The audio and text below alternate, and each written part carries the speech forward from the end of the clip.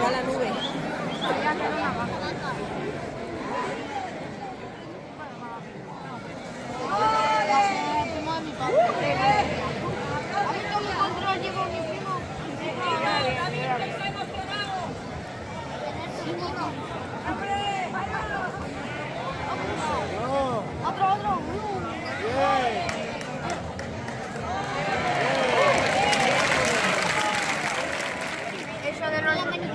Eso de los vaqueros así que parece...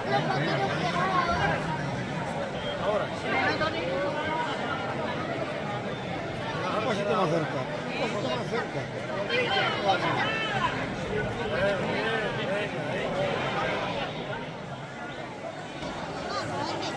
También está Javier de Florales. Mamá, María. También está, María, también está Javier de Florales.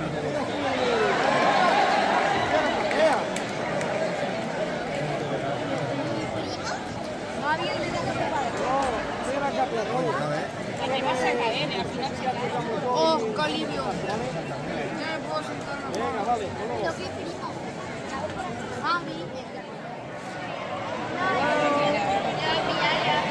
Bueno, si le pilla, no le va a hacer daño. Eso le va a romper algún hueso, no tiene nada.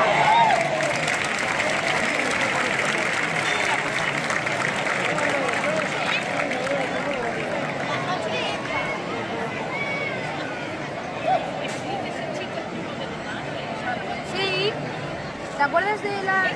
Las telas es lo que tienen. ¿Te acuerdas cuando fuimos a la casa de Mario a ver la capea? Con las telas hay muchos que aprenden que cortan mucho el estilo. De Mario. Ah. No, alquilaron una casa por ahí justo cuando... ¡Ay! Por donde salen las vacas y se quedaron allí a dormir y estaba justo